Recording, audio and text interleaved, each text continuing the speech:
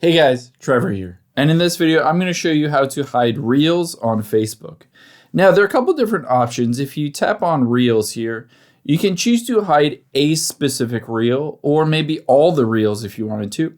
If there's just one reel that you don't like, you can tap on those three dots at the bottom right and then just choose Hide Reel. And just like that, it will no longer show that reel. However, if you wanted to hide the Reels section at the very bottom and not have it recommend Reels, we need to do that in your settings.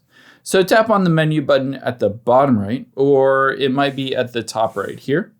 And now from here, let's just scroll down to Settings and Privacy and then tap on Settings. Now within here, we can customize the buttons that appear at the very bottom, and we can remove that Reels button. All we need to do is scroll down until you see Tab Bar and tap on that Tab Bar and then customize the bar. You'll be able to see here is Reels. Instead of Auto, or if it's set to Pin, let's just switch this to Hide. And you can see just like that, it has removed that Reels section. I can go back home and I'll no longer see those Reels. I hope this helps. If it did, hit the subscribe button down below. It really helps me out. Thanks, guys.